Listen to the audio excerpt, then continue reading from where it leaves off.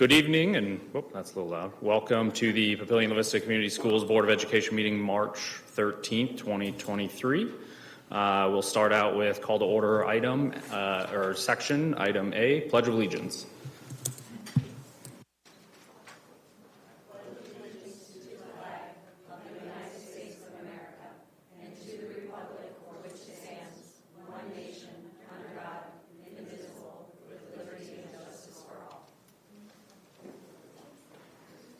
Thank you. Roll call, please. Here. Mr. Madler? Here. Ms. Wood? Here. Ms. Oltmeyer? Here. I'll make a motion to excuse the absences this evening of Mr. Lotus and Mr. Bailey. Bailey. Second. Thank you. Okay, we got a motion by Ms. Fisher and a second by Ms. Witt. Roll call. Mr. Madler? Yes. Ms. Wood? Yes. Ms. Oltmeyer? Yes. Ms. Fisher? Yes. Motion carried. Okay, I would like to call everyone's attention to the open meetings law, which is posted at the entrance of the room. Okay, section 2, communications, item A, superintendent's report. Thank you very much, Mr. Madler, members of the board. For our members of the community that are with us this evening, thank you for being with us. For those that are watching on YouTube, thank you for joining us. It's always great to have our community engage with our board and our school district.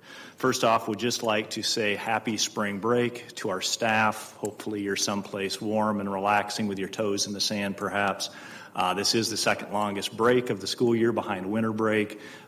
This gets to be a tough time of the year for staff. It's been a while since they've had a break, and the weather, short days, and all that good stuff. So hopefully they have a chance to recharge with friends, family, and get ready for that last push into the fourth quarter. Also wanted to share with the community and board, we hosted a really cool event today at Papillion La Vista South High School. We hosted, in collaboration with the Nebraska Department of Education, a countywide reunification drill. Some of you may be familiar with the Standard Response Protocol. That's a protocol that we use across the entire county.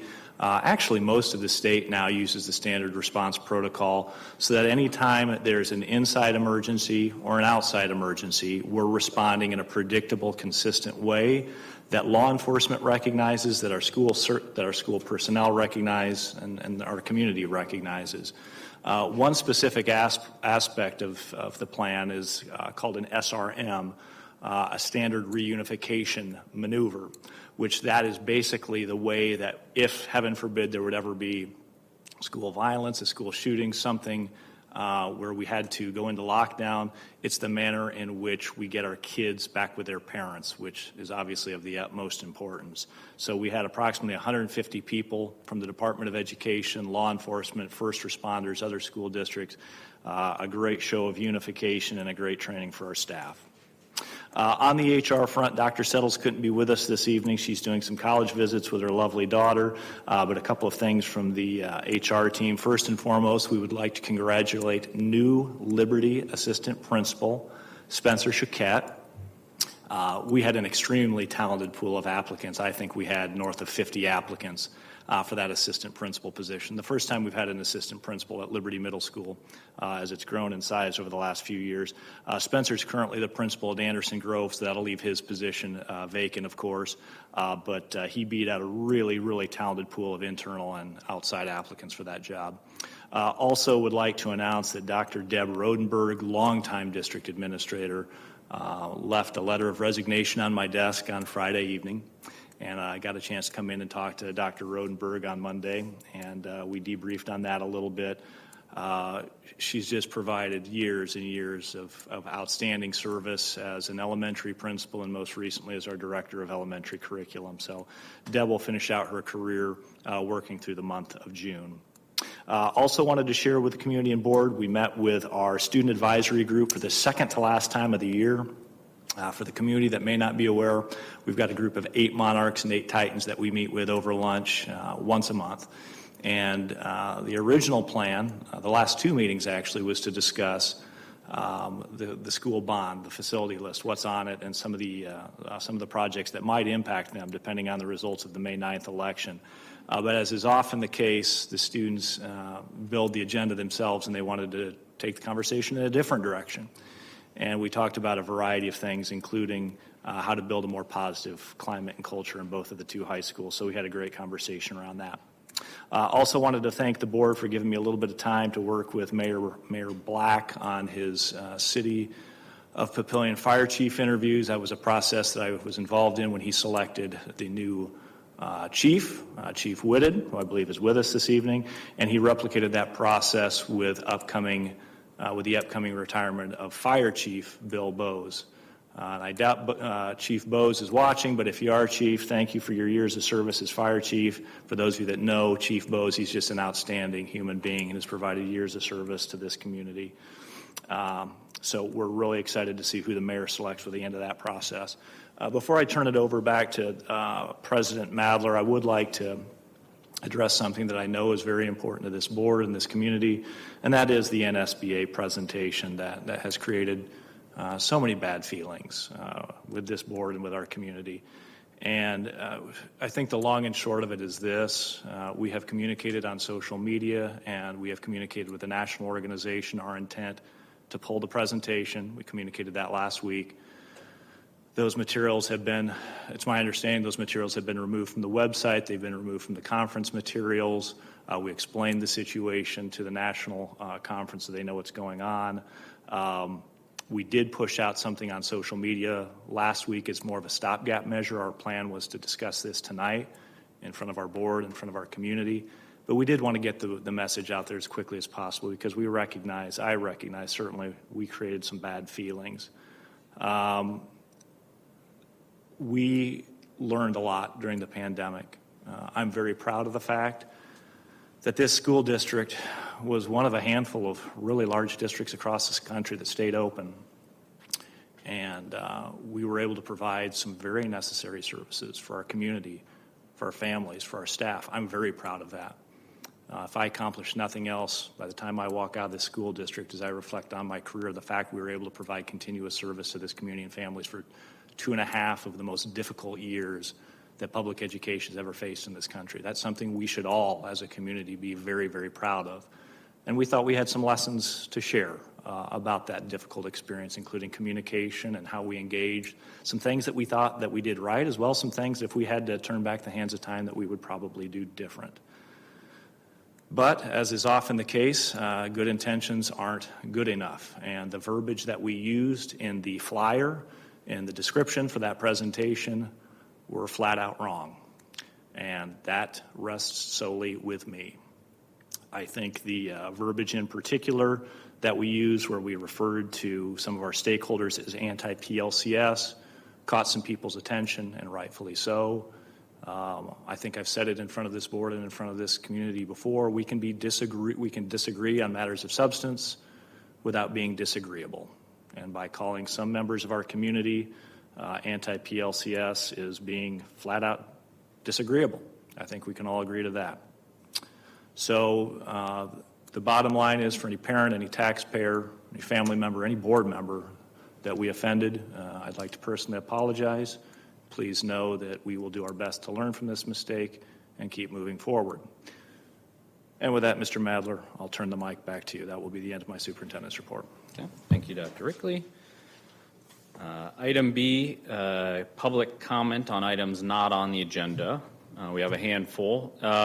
Just want to remind you, when called upon, please come up to the desk and state your name and address for the record. Ms. Barenko will have the timer. You have up to 3 minutes, with the first beep going off at 2:15, which means you got 45 seconds left. And obviously, when it doesn't stop beeping, your time is up. First is Mike Erdman.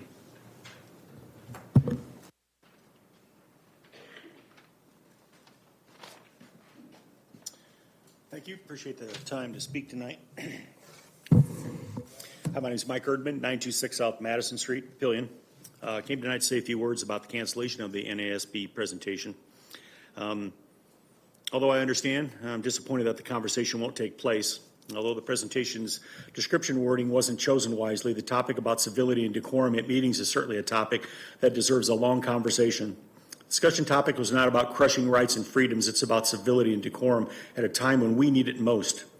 It's about, in the last two board meetings, while discussing the very topic, I've witnessed all kinds of unnecessary civil discourse, from refusing to leave the podium, belittling board staff, interrupting Dr. Rickley as he speaks, shouting out from the audience to disrupt. All of this while the same testifiers cry concerns about the breakout session that addressed all of these issues that affects our district and that they've dealt with and have overcome.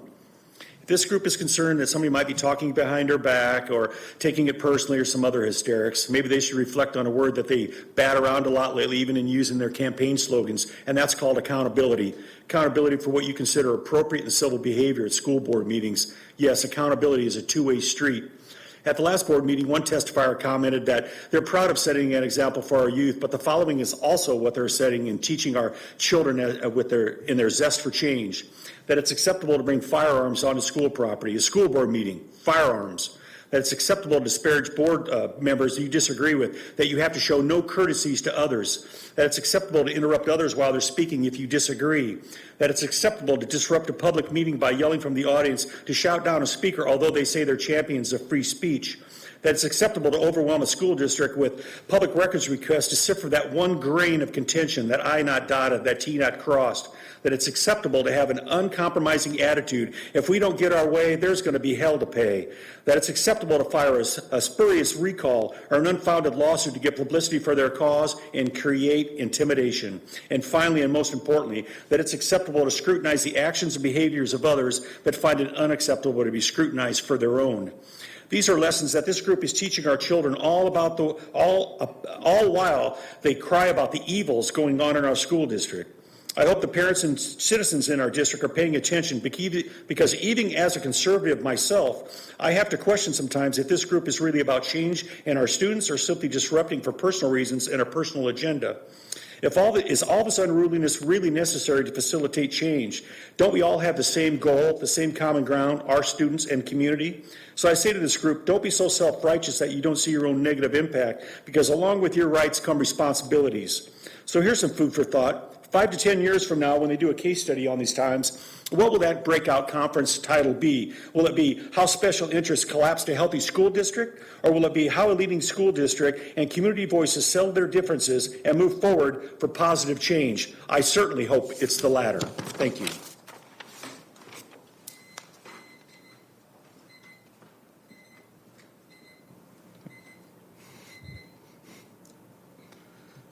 Next up, Regina Fouch.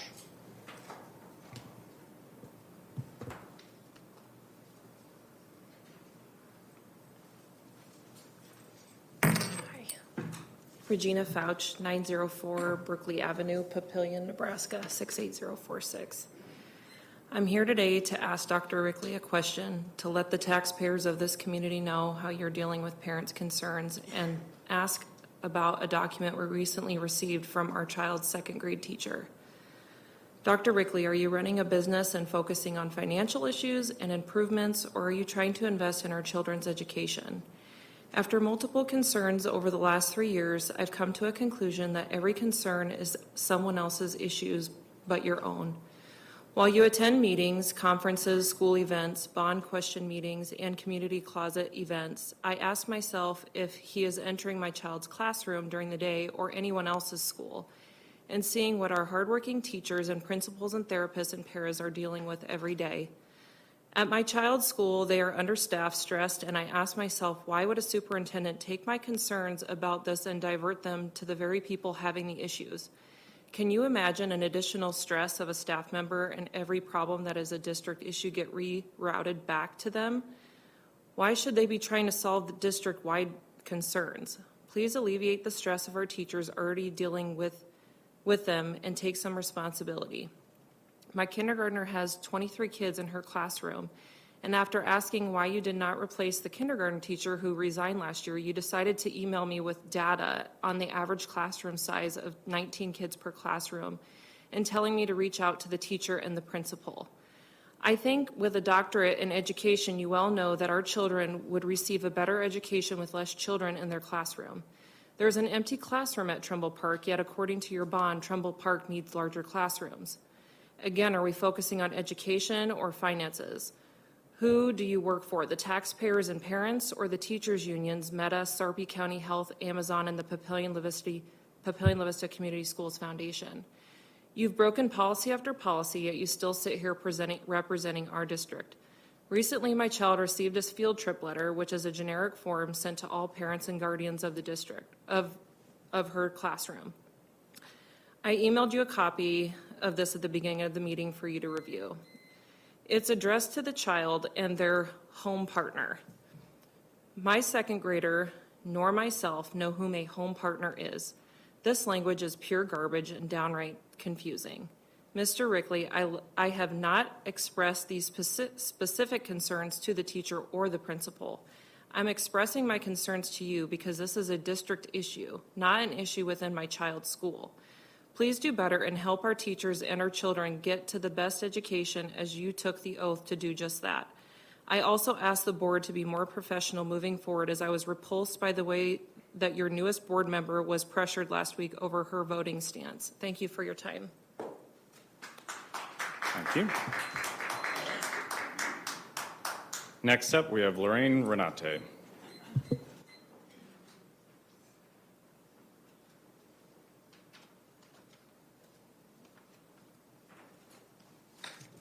Lorraine Renate, 1108 Park Drive, Papillion.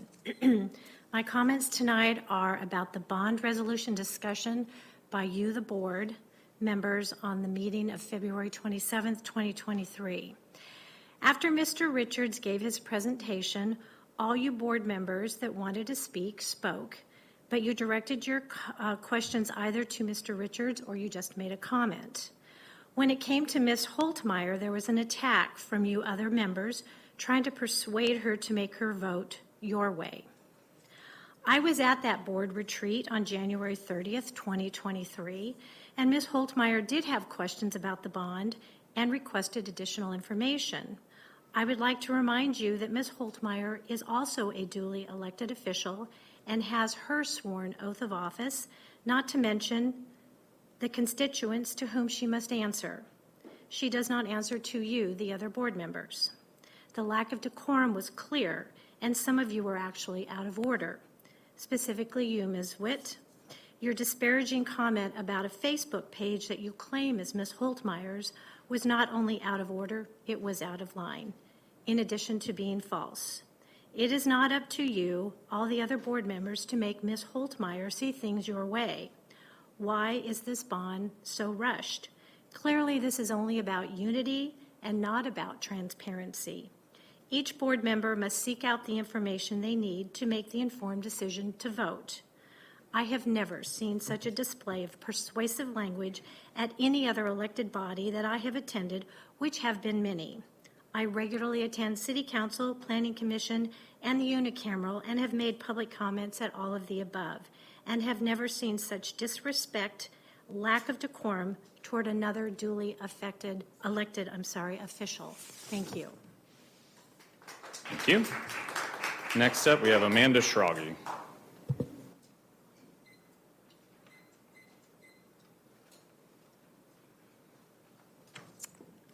Amanda Schrage, 6809 Parkhurst Drive.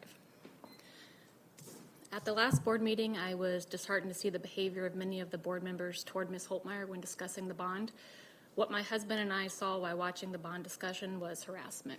Definition, persistent attacks and criticism causing worry and distress.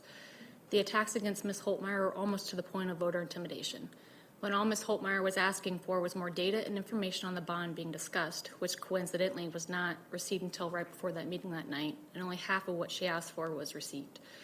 The snide attack from Ms. Witt in regards to Ms. Holtmeyer's Facebook group affiliation had nothing to do with the bond, other than to try to take the opportunity to insult Ms. Holtmeyer. And I'm sure Ms. Holtmeyer doesn't need me to be up here defending her, but I just wanted to point out to you how ironic it is, the behavior and harassment that we all witnessed during that board meeting, and specifically during the bond discussion, and how they go directly against the PLCS district beliefs. And these are actually from the website. I'm just going to read them off. We believe in the worth of every individual, building impactful relationships that foster empathy and kindness, an inclusive environment that honors diversity, equity, and access.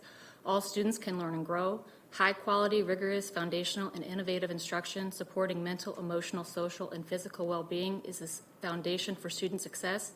Creating a culture of engaged students, staff, family, and community the power of collaboration, communication, and continuous improvement. And lastly, making data-informed decisions is in the best interest of all students.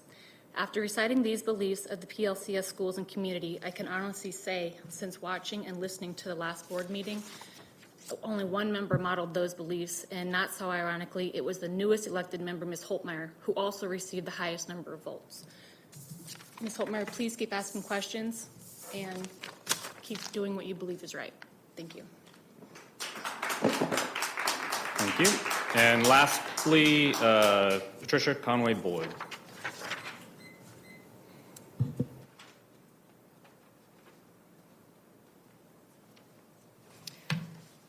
Patricia Conway-Boyd, 1004 West Centennial Road. I'm here to speak tonight about the workshop at the NSBA conference. An apology is an admission of wrongdoing. It does not, however, repair damage or grant forgiveness or absolution. The injured party holds the power of forgiveness and absolution. An apology without a change in behavior that made the apology necessary to begin with is simply empty. Until the injured parties witness a change in behavior, they are unlikely to forgive you for the wrongdoing that you imposed upon them. Without change, this scenario will likely repeat itself again in the future. Any workshop presented to strangers on a national stage should be able to be presented to their public in an open meeting. If you are unwilling to present a workshop with a question and answer session to your public, you should not present that workshop on a national stage to strangers. People have been asking you for a long time about discussions of CRT and masks and protocol. You never afforded them that. I have been to numerous professional conferences and know that at the end of every workshop is a question and answer session. At the end of this conference workshop, you would have engaged in a question and answer session with participants. Your public has been trying to get a question and answer session with you on a number of issues for more than 3 years, and you will not grant that engagement. You demonstrate more courtesy and respect for complete strangers than you do for the people that participate in the governing process of your community. I would like to believe that we have board members and/or leadership that know that the present treatment of the public is inappropriate and disrespectful, and I would like for you to please find your voices. Thank you.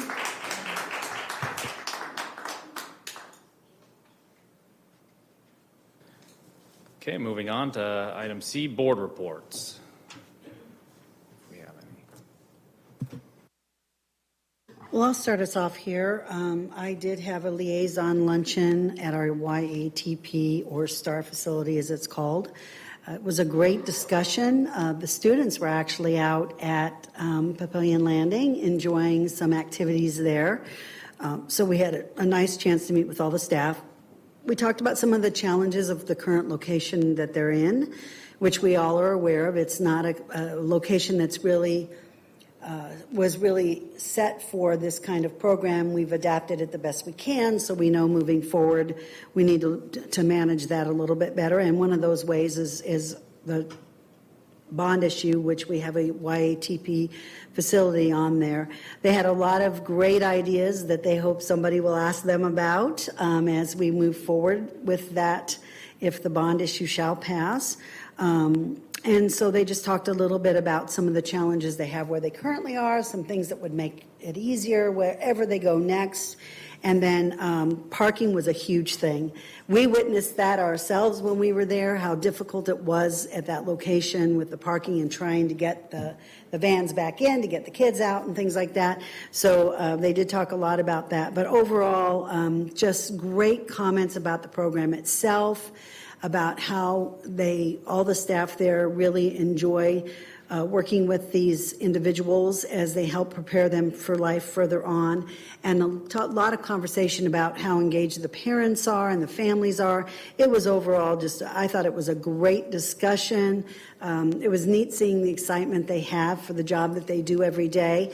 And one thing that they really shared was having their related service providers housed at the same location, how helpful that is for them as well. But it was great conversation. I think they're excited about what may come for a facility in the future, and just what they can do to continue making this program even better for all involved. So I really enjoyed it. Anything else, Dr. Rickley, that I missed? Because I took my own notes. So. All right, thank you.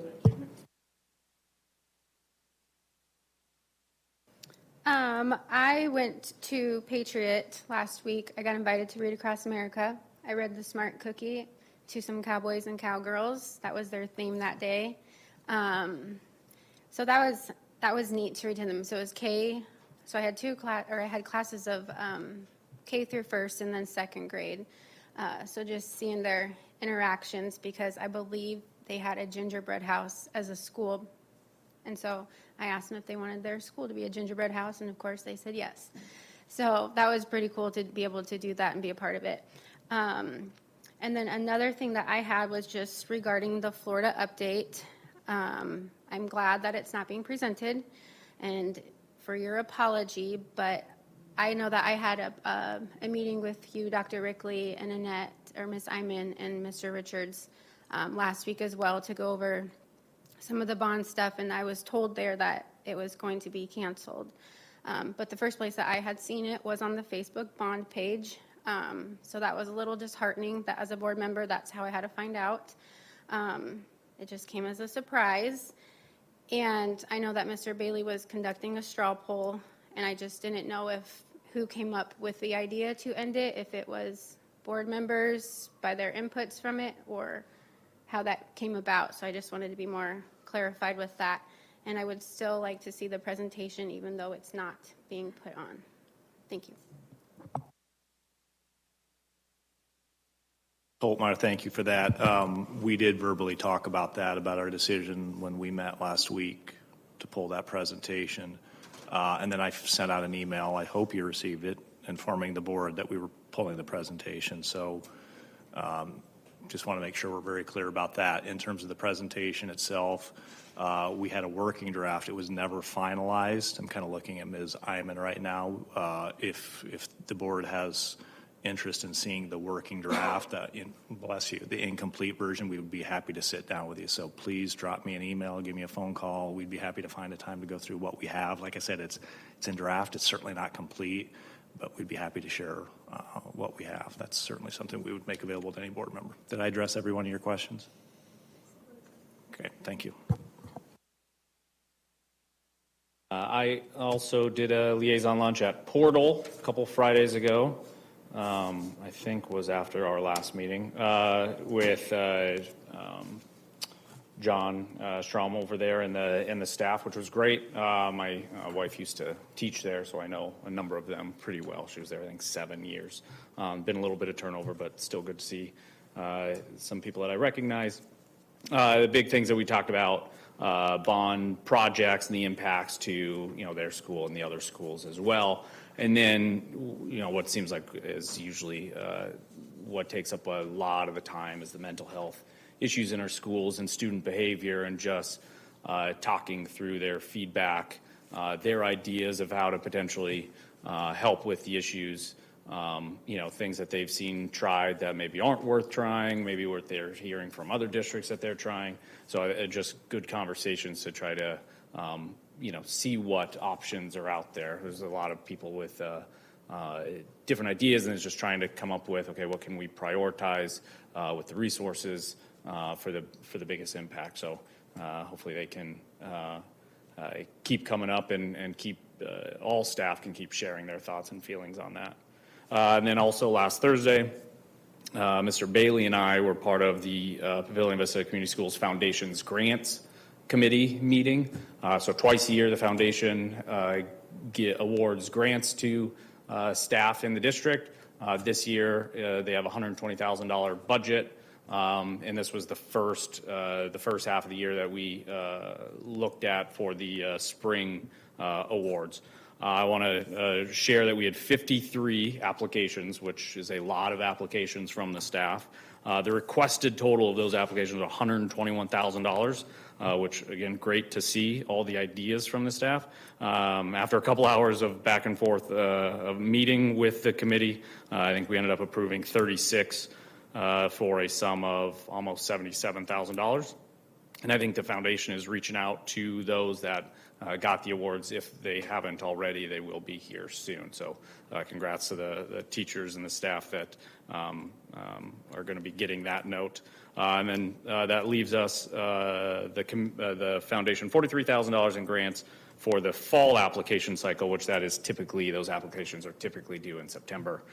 So teachers, staff start thinking now about any potential ideas. Again, that's one of my favorite parts about being part of the foundation, is just looking at all and seeing all the different ideas that our teachers have and going through their applications and being able to award some of them with some funds to try to make some of their ideas possible, which is great.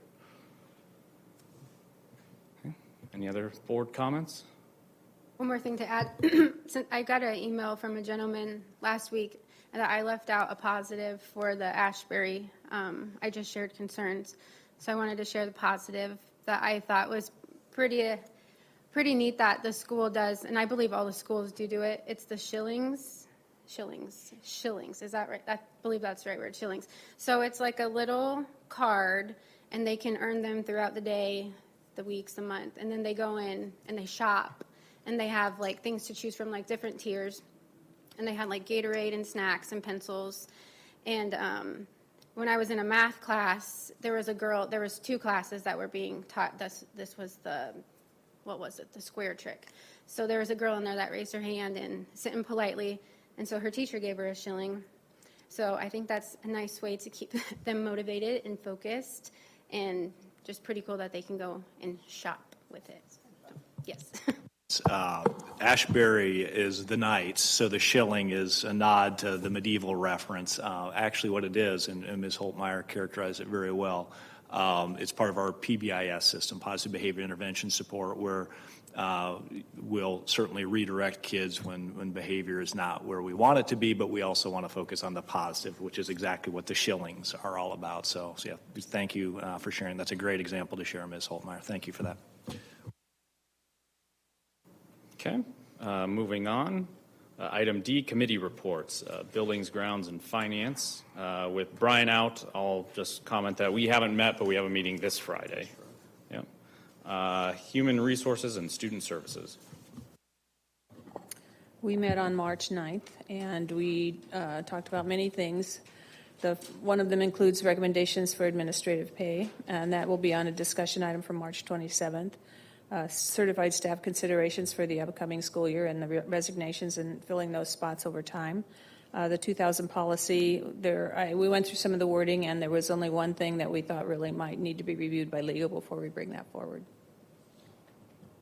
Thank you. Curriculum and Americanism. We did meet last week. We talked a little bit about some items on the legislative update, which we'll be having some conversation today. We also talked about the technology item that is on for approval today for the middle school technology purchases. There was some discussion about the Nebraska math standards that were adopted by the State Board of Education and how we'll be moving forward to have conversation about that in the future. We also talked about our next accreditation visit, which isn't scheduled till 2024, 2025. As most know, Advanced Ed is now Cognia, so some discussion is about where we'll want to go as a district, either staying with Cognia or perhaps considering the NDE frameworks that a lot of the school districts have gone to. So more to come on that. And we also talked about the ESSER 3, an update with ESSER 3 and some potential technology items there. So some of these items are on the agenda tonight, and some of them will be on the agenda coming forward. Thank you. Okay, that finishes Section 2, Communications. Moving on to Section 3, Action Items. Item A, Action by Consent. So moved. Second. We have a motion made by Ms. Fisher and a second by Ms. Witt. Any comments? Roll call. Yes. Yes. Yes. Yes. Thank you. Item 2, board meeting minutes of February 27, 2023. Move to approve minutes. Second. Okay, motion made by Ms. Witt and a second by Ms. Fisher. Any comments? No. Roll call, please. Yes. Ms. Fisher? Yes. Yes. Yes. Thank you. And item C, American Civics hearing minutes of February 27th, 2023. Motion to approve? Second.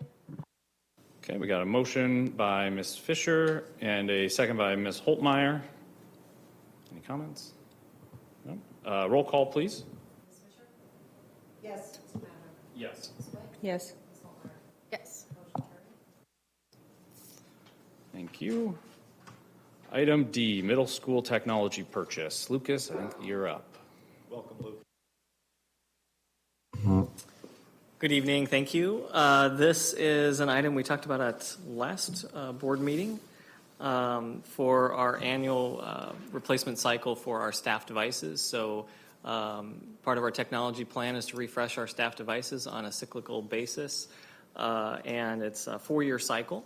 So our middle school staff are who are up this year for replacement. Basically exact same process we went through last year. Literally this exact same time. It was March 13th of last year that we did our secondary staff, or excuse me, our high school staff. So middle school's next. The next purchase would be our elementary school staff next year. With that, I'd be happy to answer any questions about what's in front of you for action. Overall goal would be to order and have them unboxed, inventoried, prepped, and deployed before staff leave for the summer break. Lucas, thank you for sharing this information. Really, really important. Much has been made in national media about shortage of microchips and how that's delayed everything from laptop computers to refrigerators. Any anticipated delays with this order from Apple? No, I checked again. They are confident they're 2 to 3 weeks out, which is really pretty good in terms of what you're speaking of and what we're seeing in other sectors. But we're confident that we'll be able to get them taken care of before break. So, thank you. yeah. I'll make a motion to approve entering into a purchase agreement with Apple Computer Inc. for a total purchase of $162,400 to replace devices for staff at the locations that were listed in the information packet. Second. Okay, we have a motion by Ms. Fisher, a second by Ms. Witt. Any other board comment? No? Roll call, please.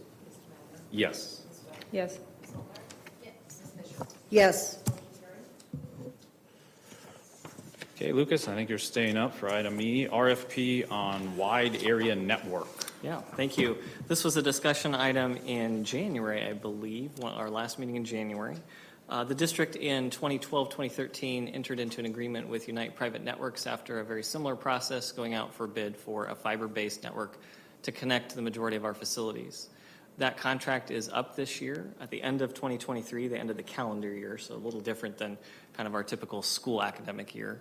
And we made the decision to go out for a competitive bidding process.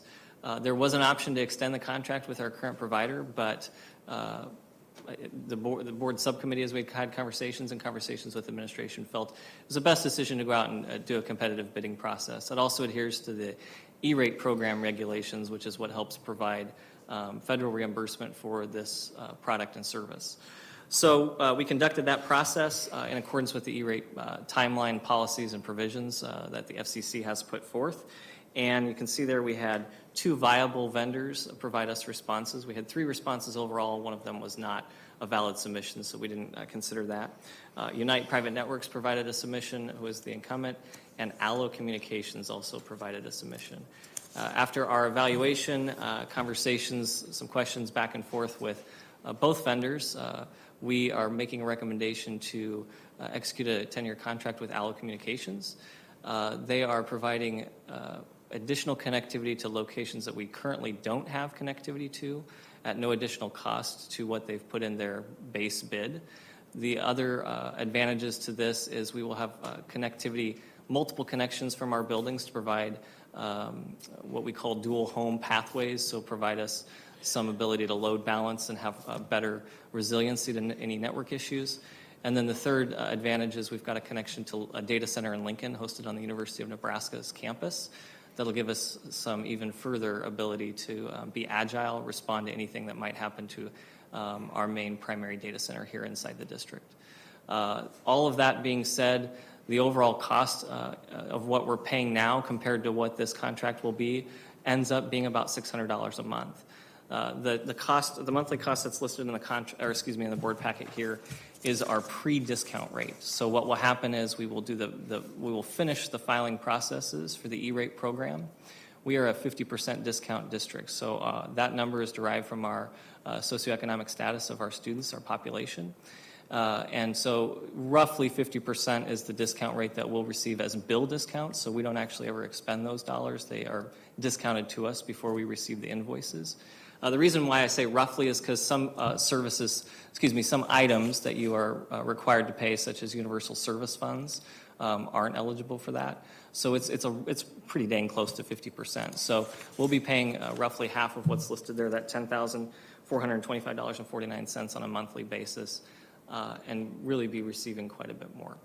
I will say there are lots of districts who would love to be in a position to have two very viable, capable vendors provide really solid bid submissions. Unite's been a partner with the district, again, for the last almost 10 years. We've certainly enjoyed their service and are in a very fortunate position to even be able to have two vendors to look at and make a selection from. There's a lot of schools, not only in the state of Nebraska, but across the country who don't have that luxury. And so we're certainly, obviously, looking forward to continuing and finishing out our contractual agreement with Unite Private Networks through the end of the year, and working with them and Allo Communications as they build out this network and work with us to cut over to it in December. So with that, I'd be happy to answer any questions you might have.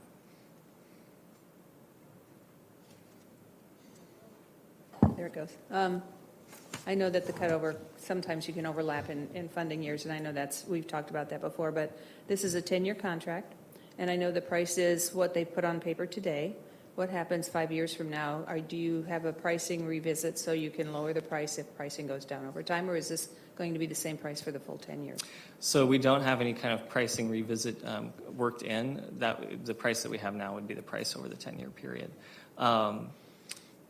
Ms. Witt, you probably have different experiences than I do. In my probably almost decade of doing it, I've never been able to accomplish a pricing revisit with a vendor mid-contract. It's always been something that's had to go out to bid again. So it's not something we put in there just to try not to deter anybody. I know when they're building, especially a network like this, they amortize the numbers, so it's built on that contract for a 10-year cycle. Yeah. Okay, thank you. They did give us an option to pay up front as well. So we looked at that too, but felt like the monthly amount that we already have budgeted and included in our fiscal responsibilities year after year was sufficient to go forward with. So I will make a motion to approve entering into a 10-year agreement with Allo Communication to provide the fiber optic WAN service for a monthly pre-discount total of $10,425.49 and delegate authority to and authorize, approves, and directs the president of the board, the superintendent, and assistant superintendent of business services or a designee for the school district to sign, execute, and deliver such contracts, sign, and approve any change orders, retain necessary professional or assistance, pay the contract price, approve change orders, increases, and expenses related to the project, and take all other action necessary to complete any requirements or obligations under the project and contract. Second. Okay, motion made by Ms. Witt and a second by Ms. Fisher. Any other comments? Seeing none, roll call, please. Yes. Ms. Holmeyer? Yes. Ms. Fisher? Yes. Mr. Madler? Yes.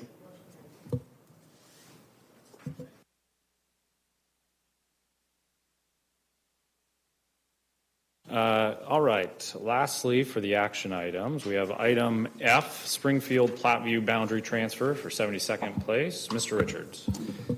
Thank you, Mr. Mallard. We talked about this at the last meeting. We'll be looking to transfer into the district 23.251 acres, just east of 72nd Shram area. The Springfield Platteview Community Schools Board has already approved this transfer. If it is approved tonight, we'll be sending it on to the State Reorganization Committee this spring, where they will decide to finalize the agreement or not. And then once it's approved by them, it usually goes to the county before June 1st, and then that's a final transfer. And I'd be happy to answer any questions that may have came up between the last meeting and now.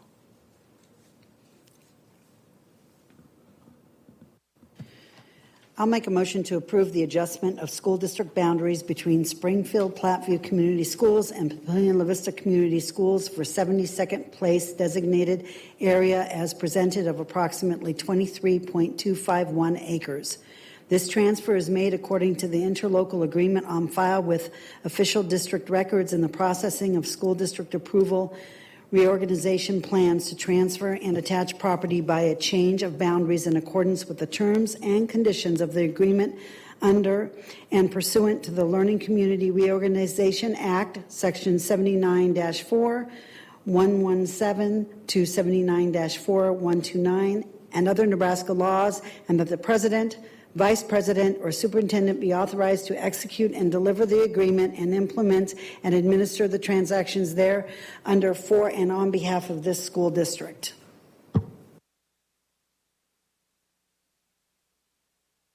Okay. Do we have a second? Second. Thank you. Motion made by Ms. Fisher and a second by Ms. Holtmeyer. Any board comments? No? Okay, roll call, please. Ms. Holmeyer? Yes. Ms. Fisher? Yes. Mr. Madden? Yes. Ms. Wood? Yes. Motion carried. He's not.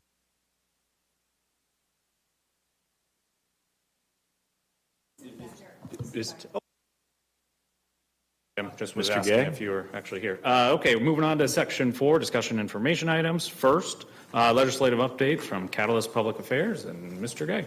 Welcome, Tim. Welcome, thank you. I didn't know, I'm kind of a big guy, I don't know how I was hiding back there. Anyway, thanks for having me. I'm gonna, in the interest of time, I'm gonna narrow down my discussion to about 4 or 5 bills that are happening that are gonna make up the whole rest of the legislature, but because there's a lot of things going on, even if I'd hand something out tonight, it could be changing tomorrow, because tomorrow and the next day or the last 2 days of bill priorities are happening. So we've had senator bills are being prioritized. They would be the top bills, committee bills, and then you have speaker priority bills. So as I said earlier, of 800, you get down to about 100 bills that will be possibly heard.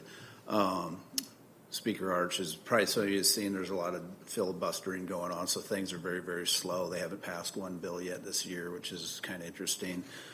Committee hearings are going on through next week, and there's about 10 bills left in the Education Committee. What we've been doing over the first 45 days, I think today is 42 out of a 90, so we're about halfway through on Wednesday. And we've been following bills primarily in Education Committee. There were 79 bills there.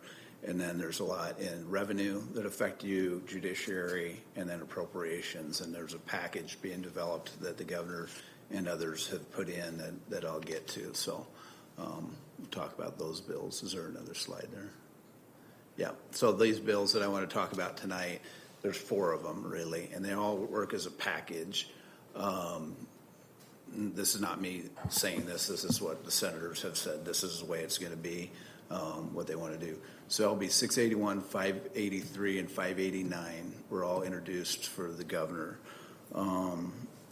It'll be 583 is the one you've probably heard about, $1,500 per child, help with a lot of the districts, helps with special education funding and those things. So that bill is Senator Sanders' priority, and that was heard earlier in the year.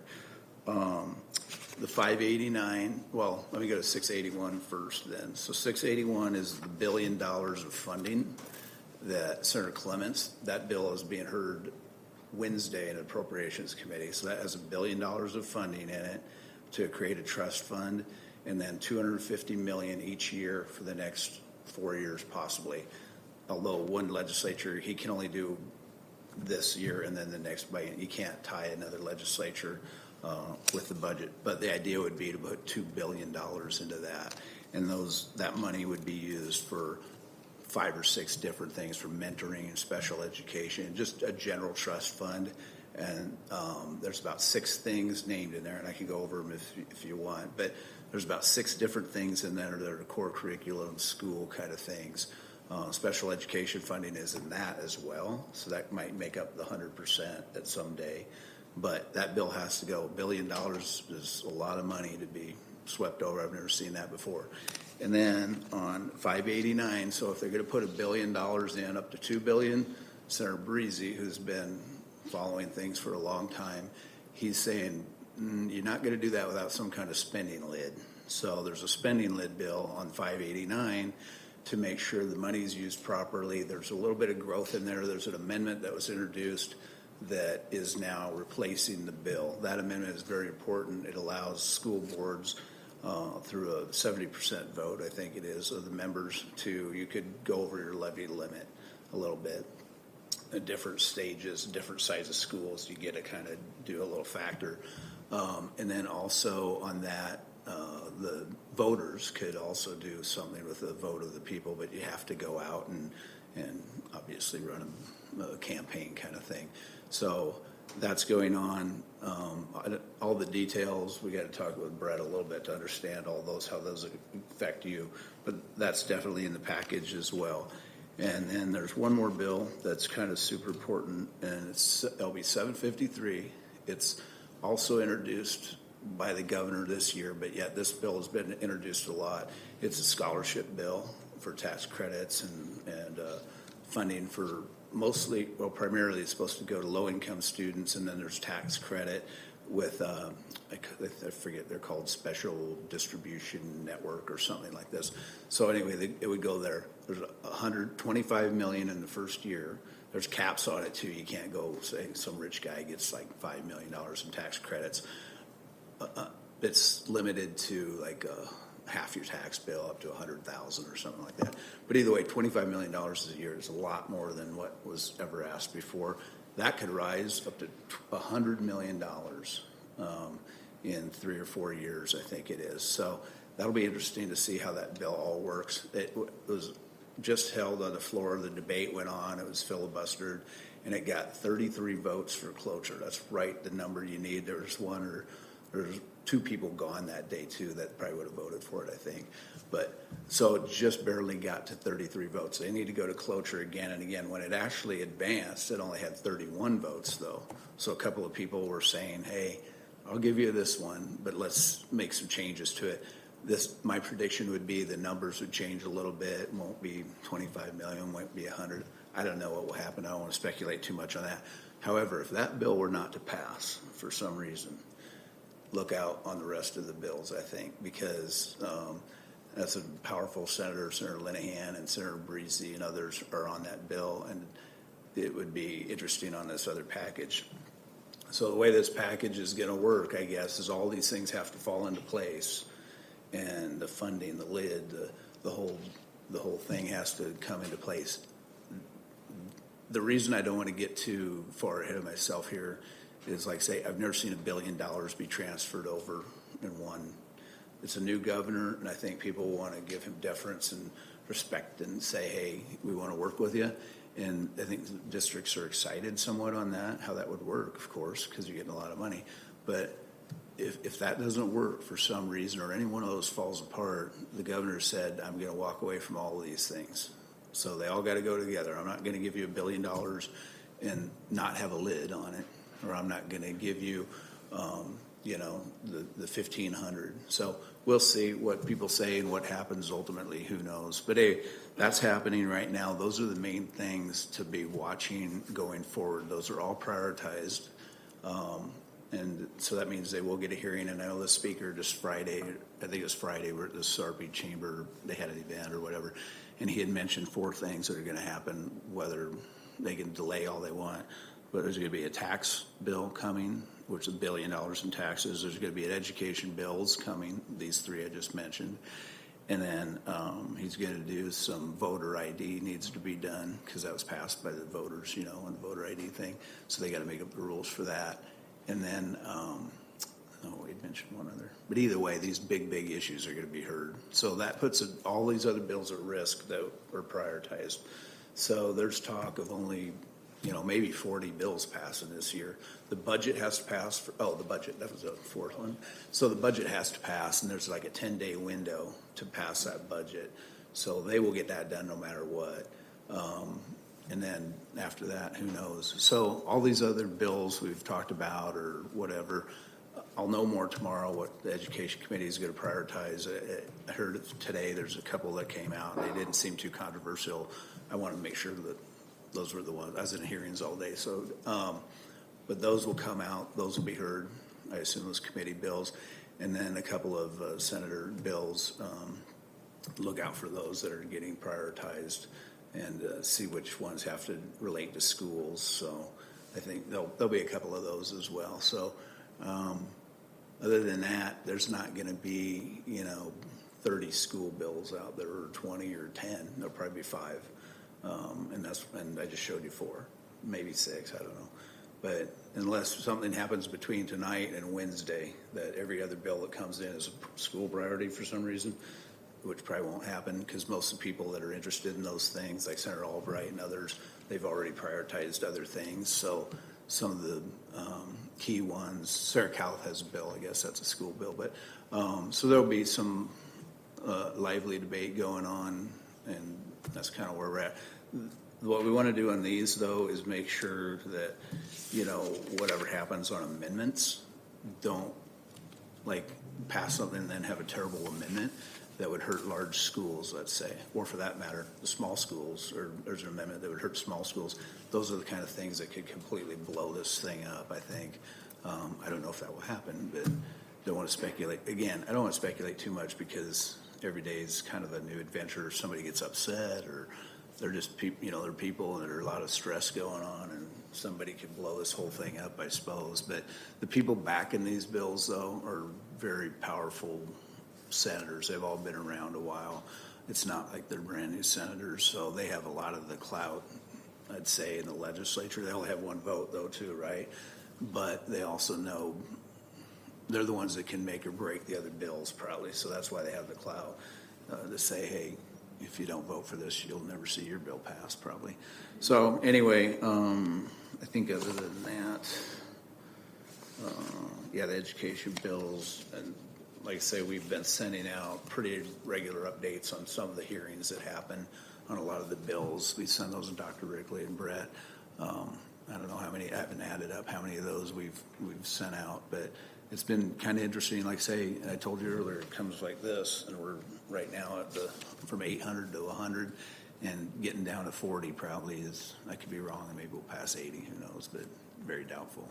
So with that, any questions or concerns? Thanks for coming and talking to us on where we are in the legislative process. One question I did have on the cap bill, the budget, the 3%, and if was it 70% of the board, it has to go to the people. I still haven't heard logistically what do they plan on doing, because we typically pass the budget in August, right? I think as a board we pass it in August, and it's got to be submitted by the beginning of September. How do you have a special election between those dates? Have they even come up with the details on the logistics behind a potential special election? I haven't seen the logistics on that. Have you, Senator Gay? Well, yeah, well, that's one of the things you got to follow, of course, but it won't have an E clause on it, which means it goes into effect right when the governor signs it. So it's usually August, September, October. It's going to be late for all these things, but that's a great question, actually, that we need to find out. At this point, the amendment has changed a few things, like I said, the tiers of the school districts and how to do it. But I'm guessing all these bills have several amendments coming. I just don't know what they are yet. But as people look at them a little harder, there are going to be some amendments. And part of this is you go to the hearing, you have the public hearing, they take the input, and they don't have to always listen, right? So that's only 7 senators on the Education Committee or the Revenue Committee. These are pretty well going to get through that committee because the committees were set up this year to kind of make that happen. So now when it goes to the full legislature, that's when other people will come in and have their own amendments written up even. And that's where the fights will all come. Well, I want to change, this word, or make it instead of 4%, I want it 5%, or instead of 70%, a simple majority or something. So those are things like, you don't want to speculate too much on those until they happen, but that's where like the School Boards Association and CSA, all those people will kind of come in and add more expertise in a way. I mean, just like tomorrow, we'll be down talking to people and kind of seeing where everyone lines up. That's a great point as far as timing, though. You hope that these are set up well, but somebody has to implement them, right? And the devil's in the details a lot of times on these, so it's a great question to be asking, though. I would say, too, that, the amendments that were made to the caps early on to that bill are good for us. There's a few of the fast-growing districts that still have some issues with some of the caps because the fast-growing districts are the ones that have to take their budget up 8-9% because their student growth is happening at such a fast rate. But for our student growth over the years, averaging about 2.5%, we'd be okay under the current amendment for the caps to where we wouldn't have to go out for voters or anything of that nature. In a severe growth year, we may have to have 70% of our board approve, higher than what we're allowed. But I think we're up to 8 or 9% now before that has to happen with that amendment. So it was a really good amendment. Appreciate the senators actually and the governor listening to the schools and the different scenarios that are out there regarding finances, because there's so many nuances between smaller districts, larger districts, all those things that it's hard to get one bill that covers everybody and makes it effective for everybody. So they did listen, and they have made the adjustments on all three of these governor's package bills. So for that, we're appreciative. I mean, even the $1 billion trust, TIOSA was put in an amendment to be funded first, ahead of all the other things before they moved to the other things, which was a huge deal for the larger districts. So very appreciative. I know Dr. Rickley was part of that discussion with the governor as well, with a few other districts that were invited in, and that came out of that meeting. So real appreciative of the help from the senators and the governor on getting these bills to where they work for us. I think the big thing on the governor's package, finance-wise, to look at for us, we got our state aid certification, and every year we're going down more and more. This year we're expected to get $4.6 million for 23-24. That's a big drop in state aid for us. That governor's bill would actually help us a little bit here, because the special education money that we spend, we'd now get reimbursed 80% instead of 47%, which would bring in an additional about $6 million. I've seen two models. One's about 5.9, one's about 6.2. So that would cover some of our state aid losses this year to where we may be able to drop our levy a little bit more than normal, which is a good thing. The thing that we're concerned with, and we've had conversations with senators and the governor, is, the disparity between the equalized and unequalized districts and the amount their taxpayers are going to get relief. For us, it might be 5 or 6 cents, 7 cents at the most. With this bill, for smaller districts that are unequalized, they could get up 12, 15 cents in property tax relief for their areas. And that just, our unequalized districts are already near the $1.05 or $1. Most of these unequalized districts are closer, to 90, 80, 70 cents and lower. So they're getting bigger property tax cuts in this, but as Senator Linehan has mentioned to us, that you don't get everything you want in these bills. It's a compromise, and so we'll take what we can get out of this package at this point. Can I just add one thing on that? So the one good thing is the governor's been really receptive to talk to people and listen to the schools, and it's been really good so far, knock on wood. The other one, Senator Breezy, I think he does a good job. They're open to ideas. They're not just shoving it. Sometimes you do have to, this is what we're going to do. Sorry, we can't talk about this forever. But they have been changing. That's why there is amendments, as he said, to all these bills to really refine them. But just on 681, just real quick, I wanted to say this. So you talk about foundation aid. So there's different things when they put $1 billion in there. Foundation aid under TIOSA, provide for special ed under TIOSA, increase funding of school districts as a way to direct property tax relief. That's it. To find a grant program for teacher retention, grant program for career and technical educational classroom opportunities, and also a grant to provide students opportunity to have a mentor. So there's mentoring programs, there's whatever. It's a 3-page bill. It's $1 billion, 3 pages. All the details get worked out. That's the problem. The same way there's another one that may be a committee priority is a teacher grant program. It's like, hey, get a grant, and if you've taught here, here, and here, you apply for the grant. Who do you apply to? How are you going to get all those things? They hand off, and somebody has to work out, and that's where the nightmare becomes. They're not in these bills. It's just kind of like, here's what we kind of want to have happen, and then it's going to be really interesting how these dollars are spent. So just because it's in the bill, these bills are, believe me, for as big as they are, they're not like 100 pages long, like you'd probably see in Congress, you know. They're like 13 pages. That $1 billion bill is 3 pages. So there's a lot of discretion here, and that's why you don't want to get too crazy saying, oh, it's going to do this, this, and this. So I have a question about is it 753? Is that the scholarship voucher tax credit bill? yeah, 753. Can you explain a little bit more about how does that help public school kids? What is the purpose of that bill, and how does it help our public schools? Well, that's what they're debating for 8 hours on.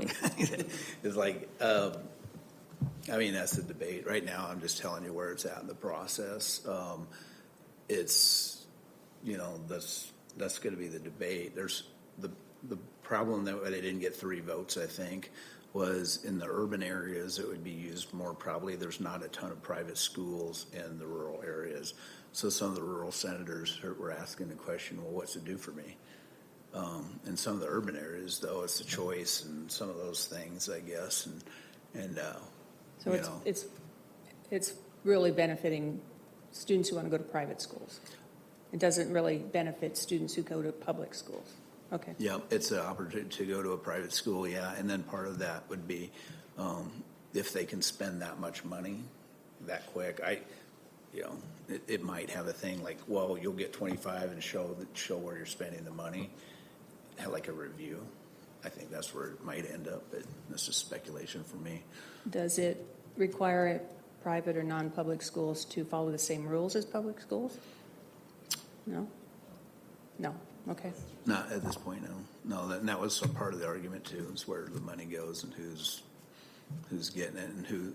There are a lot of things too that didn't happen. I'm pretty sure this year is the option enrollment things. There's like 5 bills on it.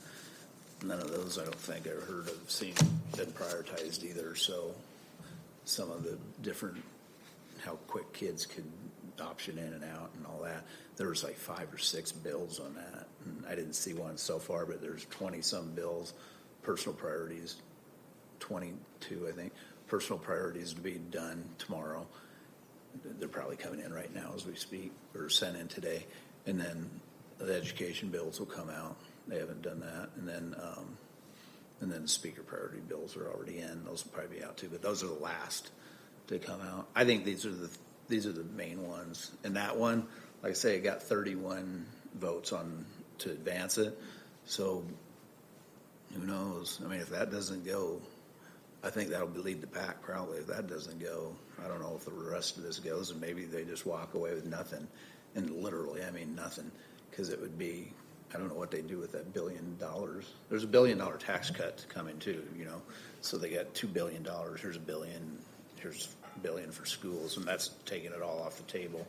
Leaves about $300 million to spend on other projects. They spent on ARPA and those things last year, so it's super interesting how all this is going to be hashed out with all this money floating around. So wait and see. Yeah. Okay. Any other questions, comments? Just wanted to thank Tim and Brett for your hard work advocating for our taxpayers and for the school district. Just as a reminder to the board, I think we've shared this in the past, that list of bills that we're following particularly closely that was developed through the assistant superintendents running it through their respective teams, I believe that's been shared with both buildings and grounds and with CIA, which should include all 6 board members. So if you have questions about that, please reach out to me or Brett. We'd be happy to talk through that. Otherwise, Brett, Tim, thanks again for the good work you're doing. Yep, thank you. Thank you. Thanks. Item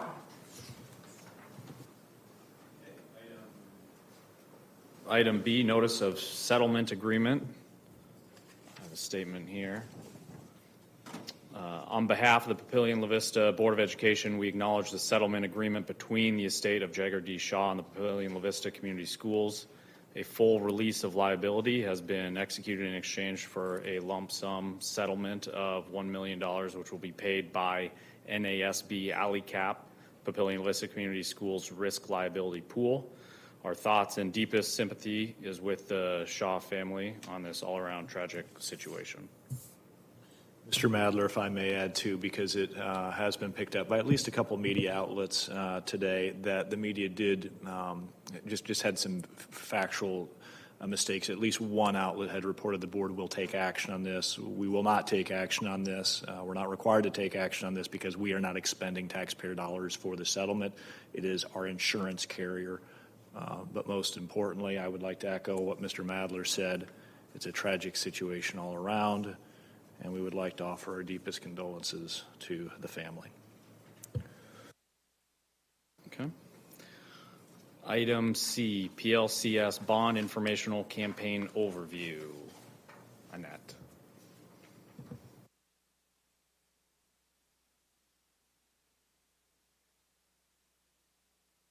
It's hard to believe that for almost a year now, we have been discussing this bond issue.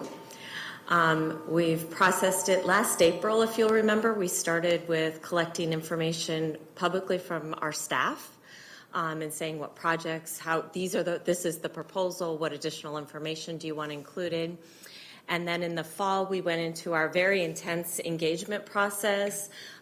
We had over 50-some meetings, counting our staff and our community meetings, and collected that feedback. And now we're in a brand new phase of the bond proposal, and that is our informational campaign. So as you know, once you took action last Monday, that's kind of the triggering point. So now the school district can provide information, but we cannot use tax dollars or school resources to promote the bond issue. So what I want to share with you tonight is our informational campaign and what we're doing from a communications standpoint. It's going to look very similar to the process that we've been doing this past year. It's just re-engaging that instead of putting it out there and collecting feedback and input and adjusting the projects and doing all that stuff that we've been doing for the last year, we're now to the point where we're just communicating and sharing information. So the goal of our overall communication plan is to win, I always say 60% or better. Historically, over the last 30-some years, we've won every bond issue by over 60%. So that would be our ultimate goal. And as a school district, our goal is to do that by providing factual information. And I think that everything that you all have done for the last year leading up to this proposal is really what's set us up. I feel really good about the projects we have included, so now it's just getting that information out there. Our audiences for our communication plan are, of course, our staff is our number one audience, all registered voters, but I would go beyond our registered voters and say our parents. We have parents that aren't registered voters. We have parents that aren't residents in our school district. So making sure that they're aware, as well as all community residents, whether they're registered to vote or not. Our objectives of this plan is to utilize research to drive the overall communication plan. And you all know, you've worked with me long enough to know that research really has to be the foundation of any solid communication plan. We're going to create and increase the awareness about the bond proposal throughout the community. We're going to inform the community of the key points included in the bond issue. And we're going to build knowledge of our employees so they can all assist with answering those questions when parents or community members ask them. Our key messages are very simple. The three main messages haven't changed. It's the focus of this bond proposal is to improve safety and security for all schools. It's to update our older facilities, bringing them to the current standard of greatness. It's to serve that projected growth in our student enrollment that we see coming. And then our fourth message that we added in there is that because it's a mail election, that's kind of a fuzzy area for a lot of people. So we're really going to do some concentrated communication efforts to make sure people are aware of what the guidelines are for a specific mail election. Again, not telling people how to vote, but explaining the process of voting in a mail election. Our key strategies of our communication plan is to have multiple touches with all of our audiences. The hierarchy of effective communication still says that face-to-face communication is number one. So we'll have lots of opportunities for face-to-face communication. We'll utilize a variety of strategies, including face-to-face, direct mail. We know from our phone survey that direct mail reaches our broadest, the broadest portion of our community. We'll also use social media and our website. And then, of course, our key strategy is to create that awareness, communicate the key factors, and, of course, the call to action of the vote. Again, not telling them how to vote, but the importance of voting. So what are some of those communication activities that we are focusing on? Starting February 27th, we're doing a weekly email to all staff and all of our parents in our school district. So every week they'll get an email through our district publications, our Tuesday tidbits for our staff, our communication update. We're adding a publication during this period that's called Let's Talk PLCS Bond, which will be a newsletter that will be mailed to all parents that will include those key talking points. We also have 3 direct mail pieces scheduled with our entire community. One will hit this week. That one's went to print. It's just a postcard announcing that the board has taken action on the proposal and creating that awareness that the bond issue's out there, highlighting what those projects are. We'll have another one that will hit homes the week of April 17th, and then the final one will hit May 1st. We're going to target staff, residents, and parents with those direct mail pieces. And again, that purpose of that, communicating those face-to-face presentations, as well as communicating the key points and the voting information. We've already scheduled our staff presentations. Those will start next week, actually, and run through May 1st. So every staff member in the school district will get the proposal, we'll go through the presentation. They'll be made aware of everything that's included in the bond proposal, and as well as sharing that voter information. We have a variety of community presentations scheduled. We really debated about how best to do these. The 8 elementary schools that are included in the proposal will have a presentation at each of those buildings, and then that will be the presentation as well as followed by a tour so they can actually see the building and what the projects, what we're trying to address with that particular project. We have 2 large community meetings that we're promoting. Those will be included in the direct mail piece that will hit this week. Those are at Monarch on April 4th and at South on April 13th. We're doing a variety of civic presentations. I know we're scheduled to present to the Optimist Club coming up. We already did the Rotary Club. I think we're working on trying to get something scheduled with the Lions Club, but there's different civic groups that are presenting. We're doing the discovery tours, and we did that in the spring, which will focus primarily on the schools that are impacted by the bond issue. So that's an opportunity for individuals in our community that want to engage in those discovery tours can get on the bus. They can go see what the projects are actually included in the bond issue. We'll probably hit at least 3, maybe 4 schools in that tour. And then we'll come back here and have lunch with Dr. Rickley. All of Dr. Rickley's advisory groups, again, this will be a focus of the presentations this spring. Throughout, between now and May, we'll present to each of those advisory groups. Again, just stressing what are those key points of the bond issue. We have the superintendent coffee. That was a big hit in the spring or in the fall. We had probably I think about 45 retired community members that came and had coffee with Dr. Rickley and were allowed to ask questions. So we're going to repeat that event as well. We have a separate section on the webpage now dedicated to the bond proposal that's still being built. I mean, we've got the initial ground stuff put on there that Actually, we kicked off the week of February 27th, right after the board voted, and we'll continue to add to that. One of the sections that we're really working hard to get up and running on that is a Q&A. So as people submit questions to us via the website or social media, we're building those answers out, and we're going to post that section on the website, and I'm hoping to have that up by the end of this week. One of the big pieces that we're doing in this strategy is video storytelling. Last week we had our first series. It was a huge hit. If you didn't get a chance to see it, Haley Curry, who's absolutely phenomenal, she's one of our elementary students. She was the star of this. We have our Bond Squad kids that are doing these presentations. This one was about school lunch. And she did a phenomenal job with this, but every week we'll have a different video storytelling. Some of those will be short little segments that'll just highlight the projects, and some of them will be more in-depth segments that will include our Bond Squad kids. Those will run on social media, as well as they'll be included in the weekly newsletters that we're sending out. Social media, we're going to continue to operate our Let's Talk PLCS Bond Facebook group. The purpose of that group is really just to focus on the bond issue. It's not to talk about other things in the district, but it's really an opportunity for people to go to that page and get resources, ask questions, get information specifically at the bond. We're posting daily in that Let's Talk group. We're posting, making sure that we're using that as a communication vehicle also to make sure that the community is aware of those presentation opportunities that they have for that face-to-face engagement. We do have a Facebook Live scheduled for April 18th. Those are actually probably one of our highest attended events that we do is the Facebook Live.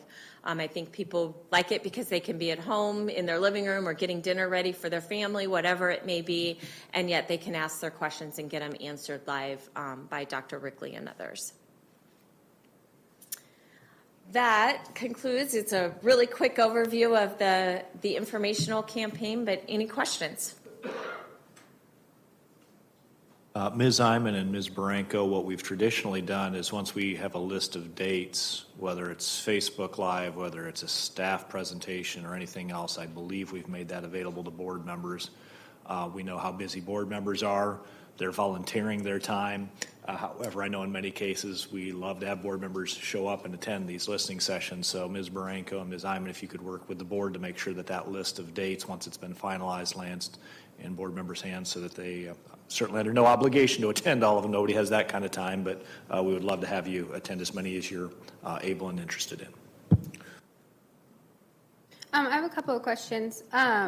Regarding the mailers that are going to be sent out again, how much are those going to be costing? Because I know Brett had mentioned last meeting about the phone survey. Do you know how much those are going to be? I don't know off the top of we bid those every time we have it printed. So you have your printing cost, and then you also have your mailing cost for each of those publications. Mm-hmm. We know that to reach our broader community, that is a necessity. Mm-hmm. But I can get you that cost if you want that cost. Yes, please.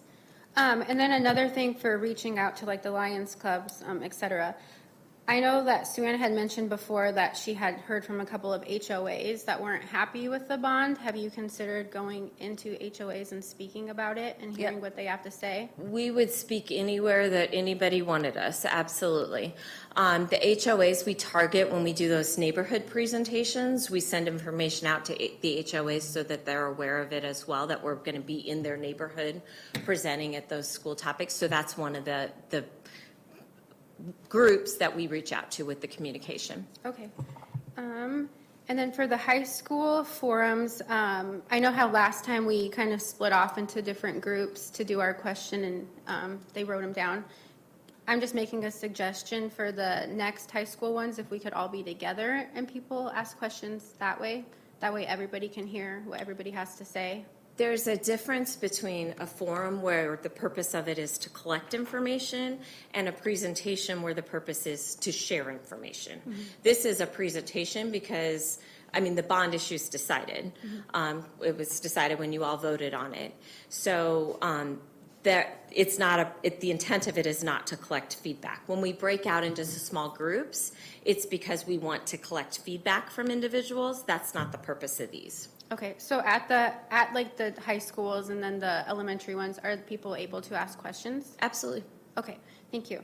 And then for the tour, the Discovery Tour, is that during school hours or is that after? It's during school hours. Okay. And then I just have another thing regarding the Facebook bond page that you had posted the rules of engagement and how is specifically supposed to be about the bond. But I just wanted to remind that that's where I had first heard about the Florida cancellation. So I feel like if we're going to be putting this out there for everybody, we should probably follow the rules as well. Yeah. Thank you. Yeah, the intent of that page truly is to focus on the bond issue. We reposted our rules of engagement because we were having lots of stuff getting posted on that bond page that wasn't related to the bond issue. And the focus of that page is to focus on the bond issue. So that's why we reposted those rules of engagement. Ms. Item, thanks or any other comments? Ms. Fisher? The only thing I was going to say is I like the comprehensive approach because, as we know, we don't only have our students that are interested, we have our parents, we have our staff, but we have so much of our community that isn't connected to our schools directly because they don't have any students in the schools or they don't have any grandchildren. So I do like the comprehensive approach to get the information out to as many people as possible because everybody's going to receive the ballot. And what we don't want is for them to receive a ballot and not have heard about the bond issue and understand or have an opportunity to learn about it ahead of time. So I do like the comprehensive approach.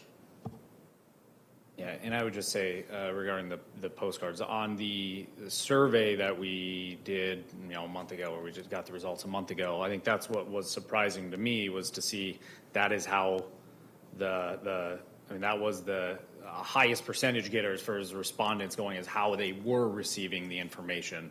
And, ideally, you wouldn't have to pay to send those mailers out. But we also know it is it's how the community has told us they are going to consume that information, which makes sense for the non-parents of our students that aren't following our Facebook pages or aren't getting our parent emails. Or aren't getting their individual school emails like that. That is just a necessary way to get information to our voters. And as a district, if we want to put something on the ballot, we have an obligation to get them information so that they know when they get a ballot what is going to be on it and what they're going to be voting on. So I think it makes sense, and I love the plan, and I look forward to joining as many of those as I can. Won't be all of them, but I will try to make a number of them. Thank you. Any other comments? Nope. Okay. Thank you. Thanks for that. Moving on, item D, the 2023 student one-to-one technology purchase, which Lucas, looks like it's you. Good evening again. The item in front of you is a discussion item, relates to our now annual process that we have a one-to-one program in our secondary buildings of purchasing a portion of devices to keep the replacement up on that fleet. So what we intend to do is put out a request for proposals. There's a draft copy in your packet. Come back, review those, what's been submitted and ask for approval for a purchase at the April, I believe, 10th board meeting. With the timing of the way that RFP works out. So be happy to answer any questions, or if anything comes up in between now and that time, be happy to answer questions then as well. Hey, Lucas, for the RFP, how many devices are we? Yeah, so if you look in, I think it's Appendix B at the top, we ask for a range. So what we do is we ask basically vendors to say, if we buy this range of devices, and I didn't print a copy in front of me, but I think it's between, I think we did 1,000 to 1,750, if I remember right. We looked at basically doing one grade level or two. Basically, we asked them to hold their price in their submission based on if we were to purchase within that range. That's been a successful tactic for us to then make a decision on how many we want to purchase based on the pricing we get.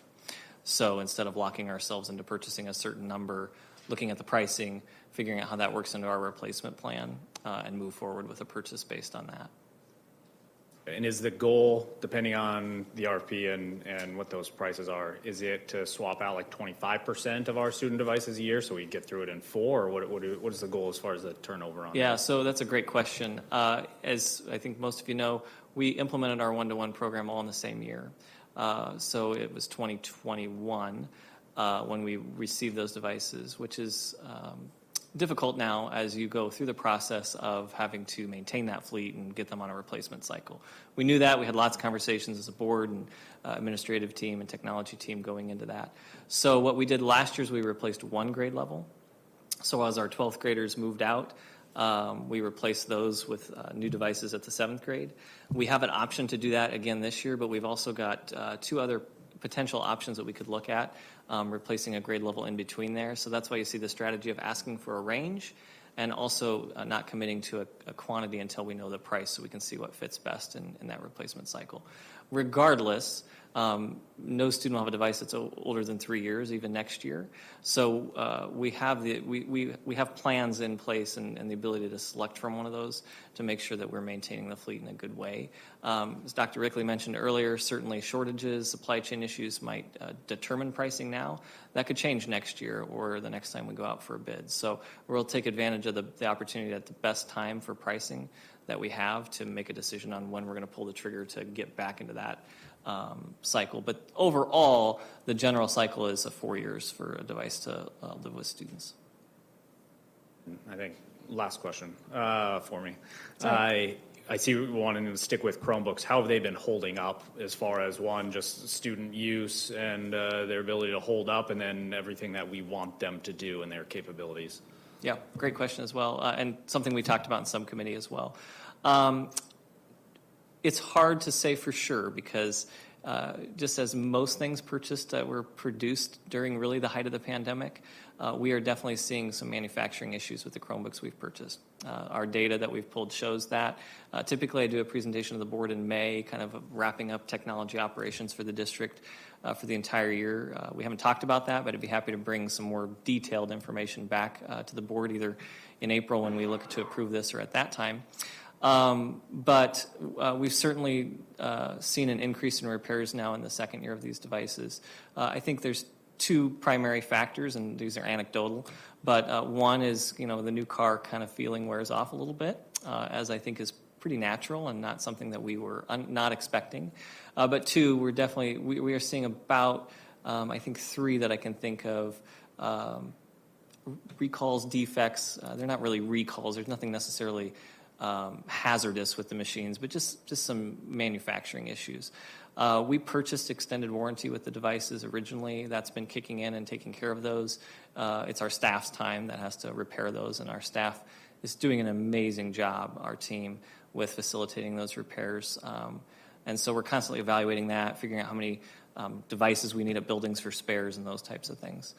But we're functional. I wouldn't say we're in a crisis mode by any means. From a functionality standpoint, for our classroom teachers, I see lots of uses for the devices in lots of different ways in our classrooms and hear that from our teachers. So I don't have any specific concerns that have been brought up to me. So I think from that perspective, they've been able to be successful for us as well. As we replace these with the new machines, if we do go that direction, what happens to the existing machines? Yeah, we take a very similar approach that we do with our staff device. I think Ms. Holtmeyer asked about that at the last, I believe it was the last board meeting, yeah. We clear them of any district data. We do an inventory of them. We follow a board policy, I don't remember the number off the top of my head, but to declare them as surplus essentially and dispose of them. We take that a little bit further and we go out and work with a reseller who will either use the value of them to sell whole or part them out and continue the life cycle of devices, parts and pieces that can be used. And there's whole ecosystems around that with businesses that resell those parts to fix machines. So, I have a question. What if like a teacher or a student loses their computer or it breaks, do you like keep backups, or Yeah. who pays for that to fix it? Yeah, so it depends. I'm not avoiding the question, but it really depends on a lot of different scenarios. There's spares at every building. So depending on the situation, every student has the opportunity to sign up for our device protection program, which is a program that they can enroll in for an enrollment fee every year. It covers certain repairs in different ways so that we classify them as minor repairs. Cracked screen, for example, is a minor repair. That's something that we can repair the device that the student has, or a repair might be classified as a major repair, and that's the machine has been damaged beyond actual repair. Minor repairs, if you enroll in the DPP program, are covered up to 3 a year. Major repairs, there's a deductible. For students who elect not to, for whatever reason, if their parents elect not to participate in that program, then repairs are billed out at whatever it costs us for the parts. We don't, it's not making money or anything like that. Whatever we pay for the parts to fix the machines is what they're billed out as. We certainly have assistance programs available for our students who might qualify for free and reduced lunch or have other hardships. We've even had situations where folks have stepped up and been willing to pay for students who might be in a hard financial time, even if they don't qualify for those programs, so they can be ensured that they have access to a device. To go along with her concern about the security, because their data is all cloud-based, even if the machine is lost, no one can get to their data. Is that correct? Correct. All right, thank you. And I lied, I have one more question. That's all right. Apologies. Do we offer seniors, as they're leaving the district, do they have the ability to purchase their machines if they want them? No, they do not. No? Okay. Is that something you would even want to consider? Some districts do it, either some side? don't. So it's kind of aligns with our, again, process we do for staff. When we did our technology audit and kind of deep dive in 2018 that looked at some of our practices, the amount of not necessarily time and effort, but the amount that goes into selling it without someone who does that kind of as a business really outweighs the juice isn't worth the squeeze, so to speak. What we saw a lot of, because we used to do that practice, was two things. One, we continued to be tech support for that device. Long beyond what we would even consider potential, so we might use it for 4 years and all of a sudden 3 years down the road, even beyond that, 7, 8 years, it's coming back to us, so the hard drive died or this or that. So that's one kind of pragmatic problem with it, and we just don't have the staffing to continue to be technology support for those devices. But then two, the ability for someone who does that as their bread and butter to make sure that all we do our part. And we've certainly always evaluate our process and make sure we're doing it the best as possible. But to have that second check to make sure all devices are accounted for and wiped as we expect them to be is really important. So finding someone who does that is another piece of the puzzle that is really helpful. So they're not sent to the landfill or anything like that. They're used and recycled if they can't be used. So we feel like it's the best balance of cycling them off as responsibly as possible. There's also a thought of if it has value, you should still use it, and you shouldn't sell it or give it away. So if it has value, you should either continue to use it within the district because it's paid for by public funds. So by recycling them like we are, We're getting as much out of it it's as really we a can. better process. Yeah. And likewise with kind of until we get into the cyclical process that we want to with the one-to-one program, there'll be some planned obsolescence as we're talking about now. And again, the results that we receive from this RFP will really help set us a direction for this year at least, so and potentially going forward. Okay, appreciate it. Any other questions, comments? No? All right. Thank you all. Lucas. Thanks, Lucas.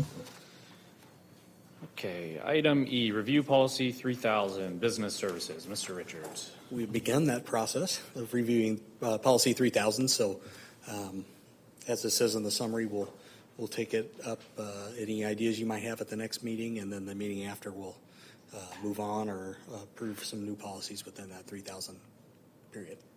So let me know if you see anything. Okay, thank you, Mr. Richards.